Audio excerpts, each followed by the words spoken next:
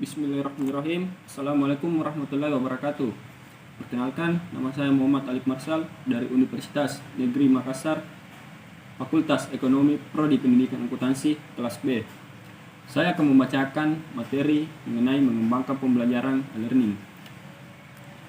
Adapun pokok pembahasan yang saya akan jelaskan, yang pertama, prinsip e-learning dan manfaat e-learning, yang kedua, internet dan pembelajaran, yang ketiga, aplikasi internet untuk pengajaran, dan yang keempat, membangun e-learning dengan modal. Prinsip e-learning dan manfaat e-learning. Pada prinsipnya, e-learning dalam pembelajaran komputer adalah sebagai berikut. Tercipta untuk mengatasi keterbatasan antar pendidik, peserta didik, terutama dalam hal waktu dan ruang. Pendidik dan peserta didik tidak harus berada dalam satu dimensi, ruang dan waktu. Proses pendidikan dapat berjalan kapan saja, merupakan penyampaian informasi komunikasi, pendidikan, pelatihan secara online. Menyediakan seperangkat alat yang bisa memperkaya nilai belajar secara konvensional, sehingga dapat menjawab tantangan perkembangan global. Prinsip belajar siswa aktif atau student active learning. Prinsip belajar partisipatorik atau participation learning. Prinsip mengajar yang reaktif atau reactive teaching. Manfaat e-learning. Pada dasarnya, pembelajaran bisa melalui e-learning, diantaranya manfaat tersebut sebagai berikut. Kapan saja, di mana saja. Bertambahnya interaksi pembelajaran atau peserta didik instruktur. Menjangkau peserta didik secara luas, mengakses materi secara global. Mempermudah penyempurnaan materi pembelajaran secara periodik. Materi yang kedua, internet dan pembelajaran. Era industri telah bergeser menuju era informasi. Hal ini dapat dilihat dengan betapa cepatnya informasi berubah. Bisnis yang ada kini bukan hanya berbasis pada proses produksi, tetapi juga bagaimana menguasai informasi yang ada untuk meraih segmen pasar sebesar mungkin. Perkembangan ini tidak lepas dari perkembangan teknologi yang ada, yang kemudian disebut teknologi informasi atau TI. Dan internet merupakan salah satu bentuk perkembangan informasi. Teknologi internet mengemuka sebagai media yang multirupa. Komunikasi melalui internet bisa dilakukan secara interpersonal, atau misalnya email dan chatting, atau secara massal yang dikenal one-to-many communication, atau misalnya mailing list. Internet juga mampu hadir secara real-time audio visual secara pada metode konvensional dengan adanya aplikasi teleconference. Internet sebagai media pengajaran dengan karakteristik yang khas sebagai berikut. Sebagai media personal dan massa, bersifat interaktif, memungkinkan komunikasi secara sinkron maupun asinkron atau tunda. Teknologi informasi atau TI menunjang peserta didik yang mengalami keterbatasan ruang dan waktu untuk tetap bisa menikmati pengajaran. Metode talk and chat dapat diidentifikasi dalam bentuk komunikasi melalui email, mailing list, dan chatting. Mailing list dapat dianalogikan dengan usroh di mana pakar dan berdiskusi bersama anggota list atau mailing list. Metode ini mampu menghilangkan gap antara pakar peserta didiknya. Suasana yang hangat dan non-formal pada mailing list ternyata menjadi cara pembelajaran yang efektif. Internet bukanlah pengganti sistem pengajaran, melainkan lebih bersifat suplemen dan pelengkap. Materi yang ketiga, yaitu aplikasi e-learning untuk pembelajaran. Ketika memutuskan untuk menerapkan distance learning, yang harus dilakukan pertama kali adalah memahami model CAT atau Computer Assisted Learning and Computer Assisted Teaching yang akan diterapkan. Beberapa model CAT diantaranya. Yang pertama, Learning Management System atau LMS.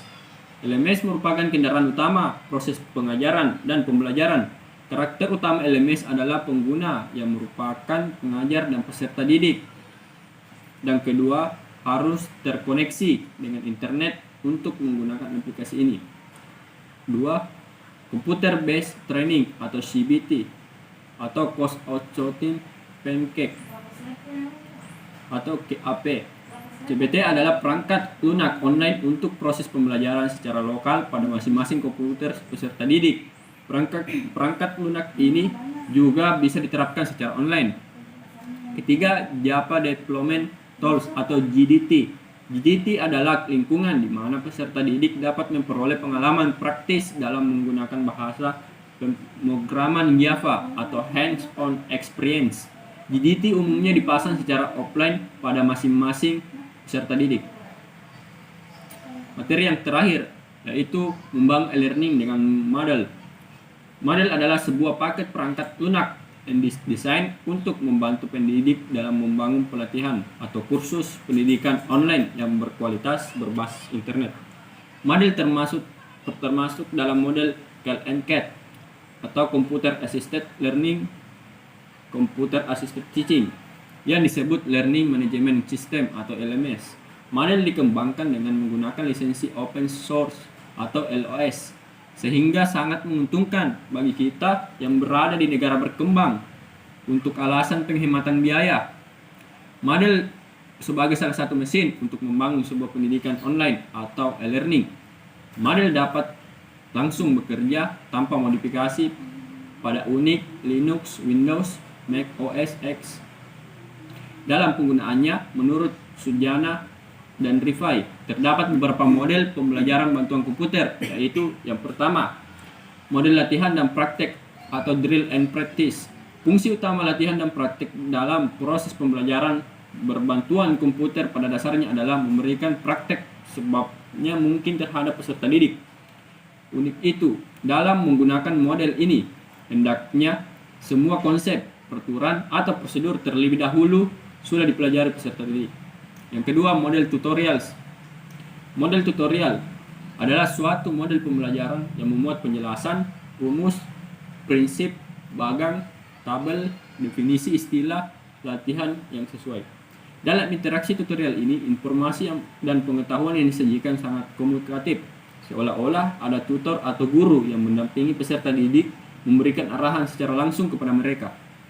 Yang ketiga, model penemuan problem solving. Penemuan adalah istilah umum untuk menjelaskan kegiatan yang mempergunakan pendekatan induktif dalam pembelajaran. Misalnya penyajian masalah-masalah yang dipecahkan oleh peserta didik dengan cara mencoba-coba. Model ini mendekati kegiatan belajar di laboratorium dan kegiatan belajar yang nyata yang biasa dilakukan di luar kelas. Yang keempat, model simulasi atau simulation. Melalui model ini, peserta didik diharapkan pada situasi kehidupan nyata. Contohnya situasi kehidupan modern memperlihatkan perusahaan penerbangan yang mempergunakan simulasi penampilan pesawat terbang berkomputer canggih sebagai bagian integral dalam melatih terbang para awak pesawatnya. Yang kelima, model permainan atau games. Model permainan dapat mengakibatkan unsur-unsur simulasi, seperti halnya permainan dapat mengakibatkan unsur-unsur pengajaran, tergantung pada ada tidaknya keterampilan yang dipraktikkan dalam permainan tersebut sebagai kegiatan akademis dan berhubungan erat dengan tujuan pembelajaran yang hendak dicapai. Kesimpulan dari materi tersebut yaitu pendidikan yang mungkin tersedia di abad ke-21 yaitu cyber atau e-learning yang merupakan belajar atau pembelajaran melalui pemanfaatan teknologi, komputer dan atau internet e-learning adalah pendekatan pembelajaran melalui perangkat komputer yang tersambung ke internet di mana peserta didik berupaya memperoleh bahan yang sesuai dengan kebutuhannya. Fungsi utama internet adalah media untuk komunikasi dan pertukaran informasi.